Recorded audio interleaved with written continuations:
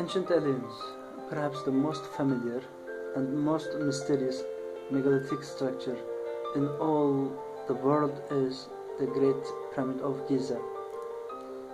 The enormous size and weight of the stones, multiplied by the sheer number of them, makes one thing certain: the construction of the Great Pyramid remains one of the greatest marvels and mysteries of architectural engineering.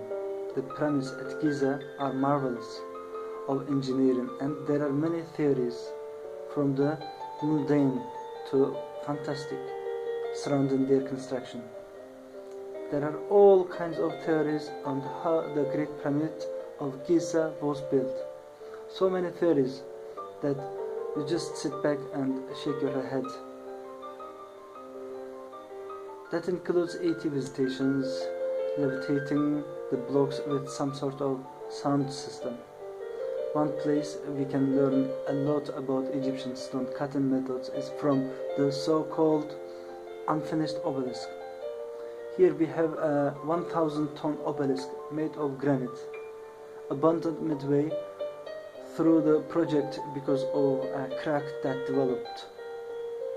This stone, because it is unfinished, gives us direct insight into how they cut and shaped granite, as well as other stones.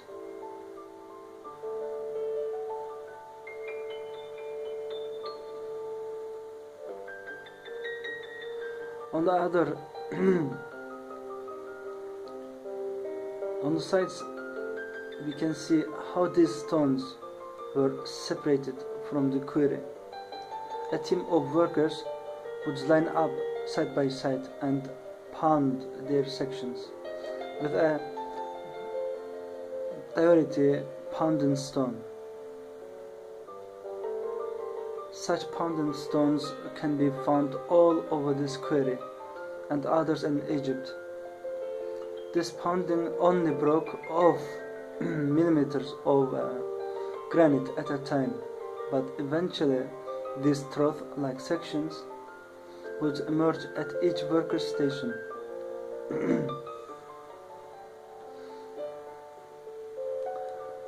After that, they would do the same thing on the bottom of the block until it was supported only by a thin spine in the middle.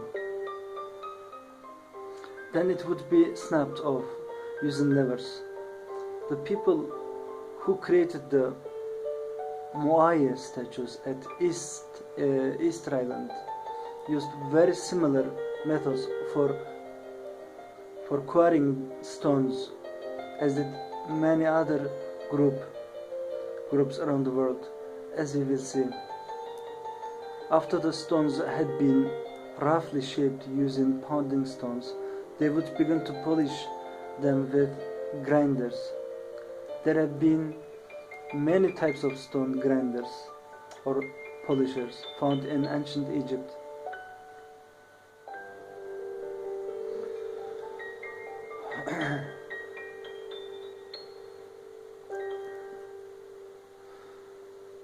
They usually had a handle and a flat surface, which they would use to rub against the stone, using sand as the abrasive. They were well sanding the stone.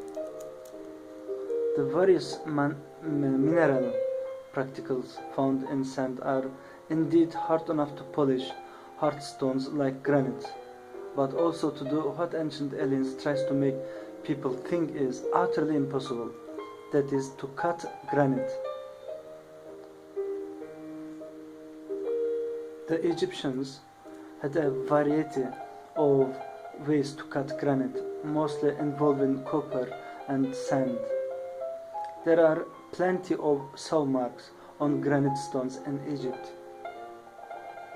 such as at granite quarries, as well as notable ones like the famous granite sarcophagus in the Great Pyramid.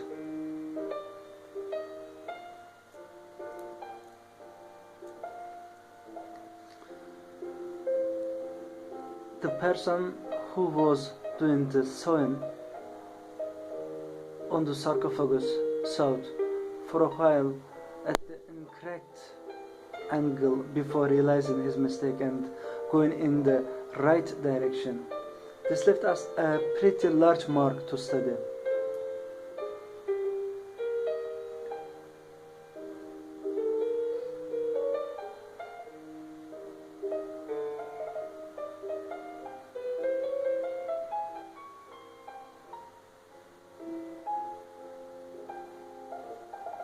These copper saws came in three basic styles.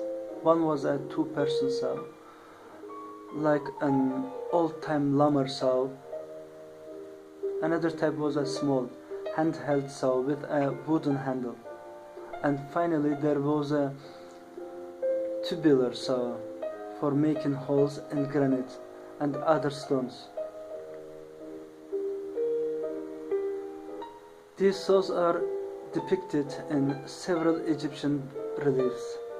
Interestingly, they didn't require saw teeth to work. They only required sand to be placed between the saw and the stones. The sand was what did the cutting. This particular method of stone cutting has been tested by ancient Egyptian tool experts, and not only was it done, it was apparently quite easy to do. However, sawing granite with copper was expensive because the copper would wear out quite quickly. Thus, you mostly see granite being worked with pounding stones, finished with grinders and chisels. The saw work was reserved primarily for royal projects, like that of the sarcophagus. All of this information severely dents ancient aliens' credibility due to the fact that although all throughout the series they try to make it seem like working with granite was only possible through the use of diamond-tipped alien power tools. However, as all of this relates to the Great Pyramid construction, it is important to remember that almost none of the pyramid is made from granite, except for a few things, such as the roof supports for the king's chamber. Most of the stones used were sandstone and limestone. About 85% of the stone used in the construction of the pyramids was relatively soft sandstone, which was quarried right on the site.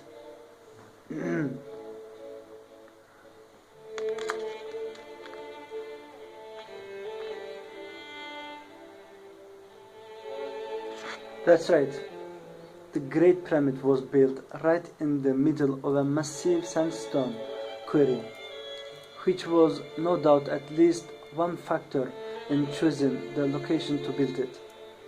The other 15% of the stones, like limestone and the granite, would have to be brought in from a slightly further away location. So this raises another question. Okay, so what about moving these stones? Surely, as ancient aliens claims, the only option is levitation.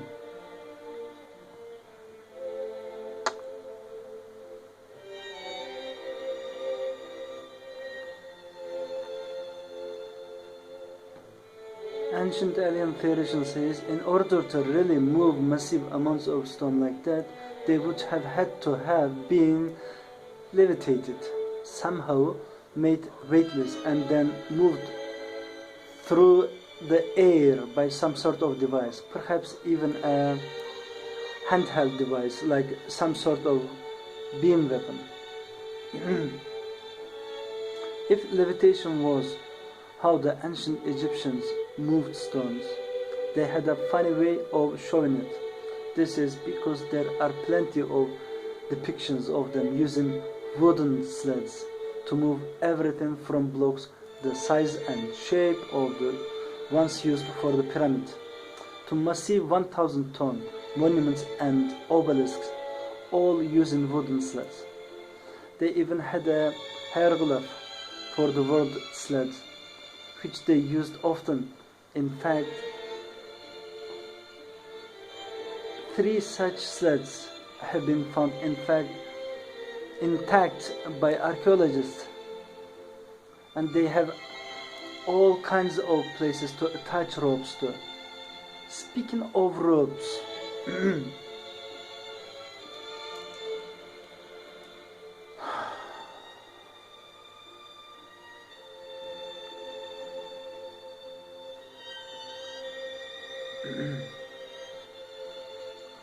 ropes made out of papyrus and other materials have been found in Egypt, some of them with a massive circumference, suggesting that they were used for extremely heavy objects.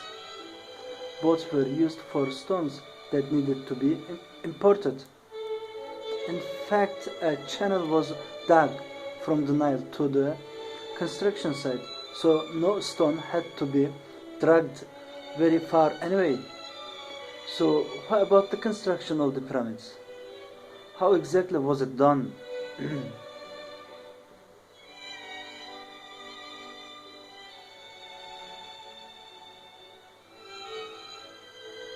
Part of the reason the ancient aliens perspective is attractive is because some of the other popular theories concerning the pyramid's construction have serious problems, such as the single ramp theory, which would have had to extend out more than a mile and would have had to have had more stones in it than the pyramid itself.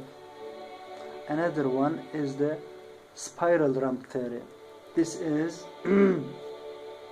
one is problematic because some of the ledges only had about 2 feet or less to work with, certainly not enough to hold a ledge that would carry workers and stones that the size of the ones used. Also, a structure like the pyramid would have had to have been constantly monitored for geometric accuracy as it progressed upwards, because being even a few inches off on a lower level could cause the top to be off by a huge amount, and the spiral ramp would have made it impossible to survey the geometric accuracy of the pyramid as it progressed. Add to this that there is no actual evidence of either of those theories, and you can see why people are looking for alternatives. While doing research for this documentary, I came across a new theory about the pyramid's construction that I had not heard before. At first, I planned to mention it only briefly, but the more I heard of this theory, the more convinced I became of its validity. It was proposed not by an Egyptologist, but by an eccentric French architect named Jean-Pierre Houdin.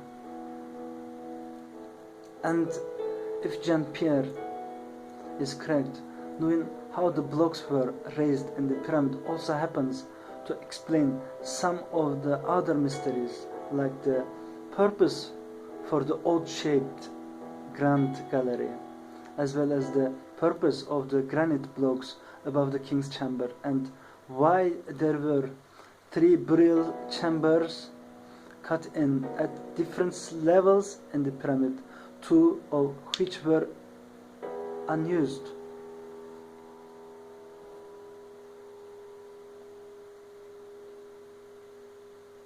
I will very briefly explain this theory, but I highly encourage you to visit the links at the website on your screen, because the specifics of this theory are something that any pyramid enthusiast should be, in my opinion, very familiar. The basic idea is that there was an internal ramp in the Great Pyramid and workers dragged the blocks through it until they reached the corners, at which point the blocks was repositioned for another team to pull it up the next ramp. Also the exterior limestone blocks with the polished finish would have been positioned and aligned first to ensure geometric accuracy, and then the sandstone blocks would have been positioned behind them as filler.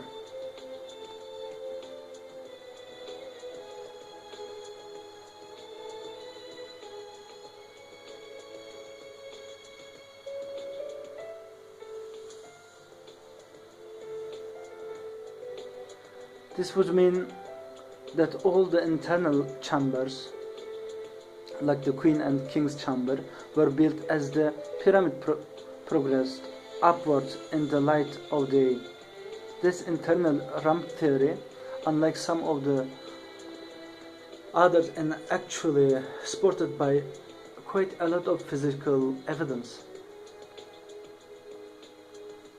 For example, in the 1980s, a French team looking for hidden chambers conducted a full-scale gravimetric survey of the Great Pyramid, kind of like a giant X-ray map of the entire pyramid.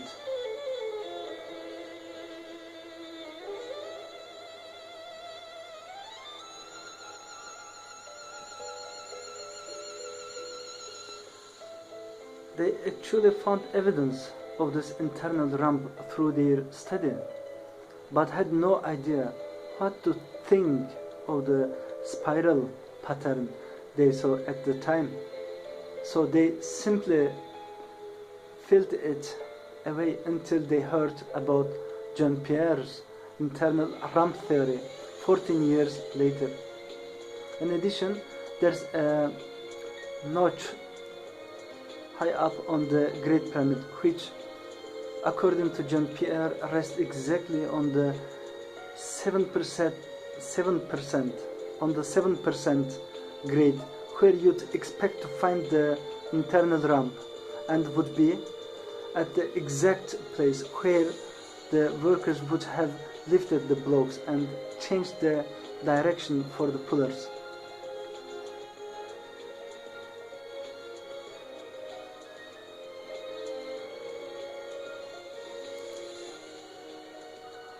Bob Breyer, an Egyptologist working with John Pierre, was only allowed a few minutes to survey this notch and take a few pictures and measurements. They found that there was indeed a large space behind these stones, and made extensive computer models with the pictures that were taken. As of 2012, the team is still waiting for clearance from the Egyptian authorities to conduct a full-scale survey of this notch. But perhaps even more interesting is the purpose for the Grand Gallery and the granite stones above the King's Chamber. I mentioned them together because, according to John Pierre, they are intimately connected.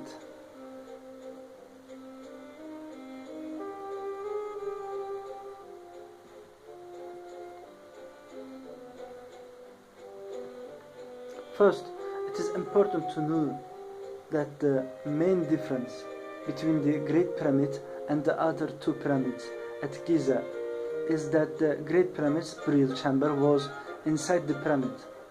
The other two were underground, cut directly into the bedrock, which meant that in those two pyramids they did They didn't have to worry about the hundreds or thousands of tons of stone above it collapsing onto the tomb.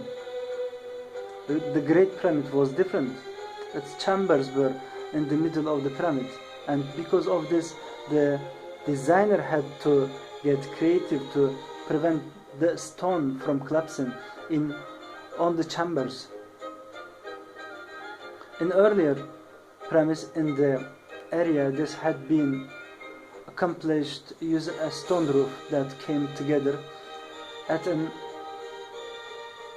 apex, which distributed the weight of the blocks away from the chamber. But for the Great Pyramid, the designer wanted to be more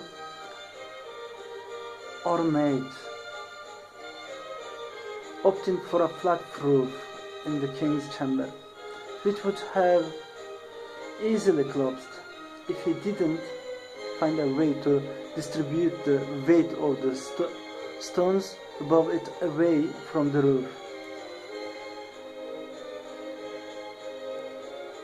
He ingeniously added a series of large granite blocks spaced out evenly above the chamber.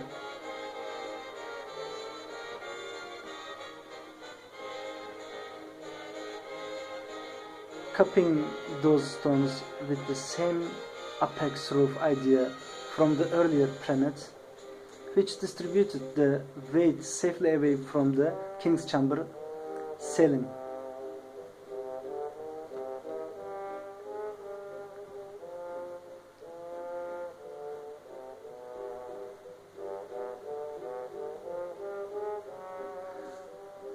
This did indeed solve the problem of the weight of the stones collapsing the chamber, but it caused another problem.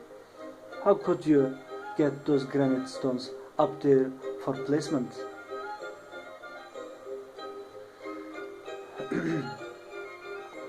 They would have been too big for the internal ramp and too heavy, even at a 7% incline. For the solution, we look to the Grand Gallery. The Grand Gallery has puzzled Egyptologists ever since it was discovered. It is such an odd shape, and it doesn't seem to make sense to construct it the way it is constructed. If it is simply a path to get from point to point B, from point A to point B. I think I would add another hour to the day and another day to the weekend while we're at it, and more leap days. Oh, maybe another month, honestly. Fix the calendar.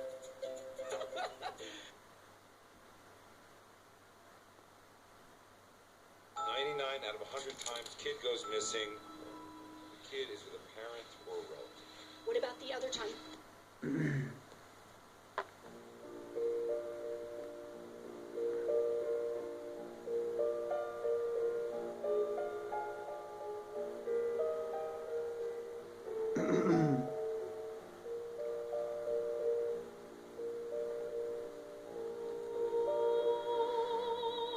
This did indeed solve the problem of the weight of the stones collapsing the chamber, but it caused another problem. How could you get those granite stones up there for placement? They would have been too big for the internal ramp and too heavy, even at a 7% incline. For the solution, we look to the Grand Gallery. The Grand Gallery has puzzled Egyptologists ever since it was discovered. It is such an odd shape, and it doesn't seem to make sense to construct it the way it is constructed. If it is simply a path to get from point A to point B, this has led to much speculation about its purpose. Jean-Pierre has purposed that the Grand Gallery was used as a massive counterweight system, where a wooden trolley was loaded with stones and rigged with ropes and used to provide the force to lift the heaviest objects. Basically, it was the equivalent of a freight elevator. There's actually a lot of physical evidence for this too, and it explains all kinds of peculiar details about the Grand Gallery. For example, the odd holes in the so-called benches of the Grand Gallery were used to connect a wooden guide system for the trolley.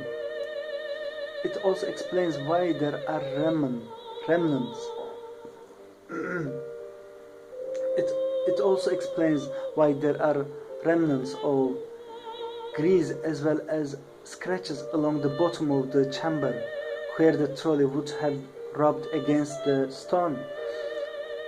It was apparently lubricated to make it run smoother.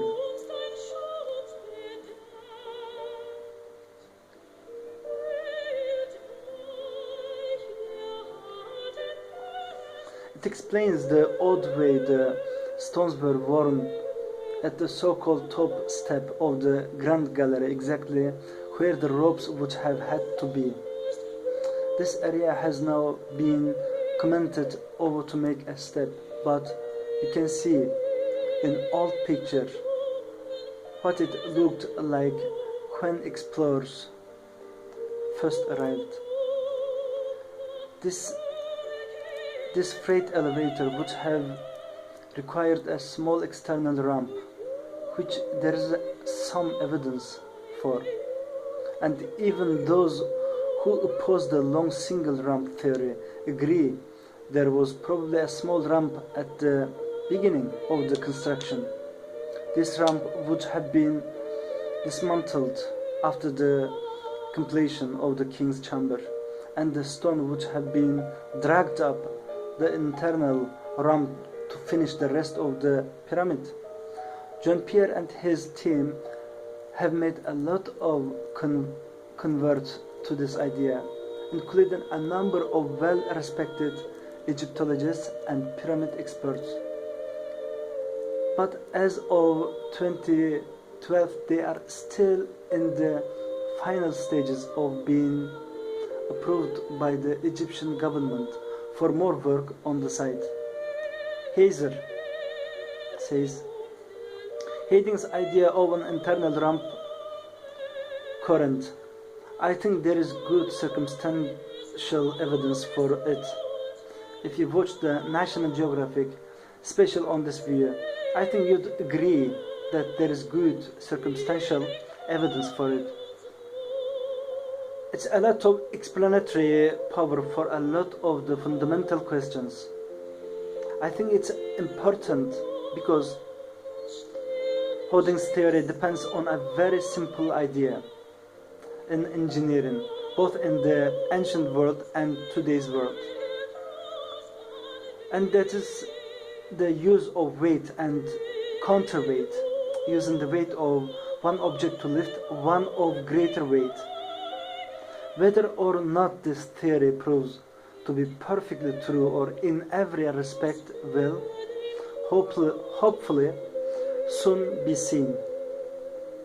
I at least hope that by now most of us can see that these construction techniques are well within the capability of mankind of conceive and achieve without the intervention of aliens. Thanks for listening. Thank you very much.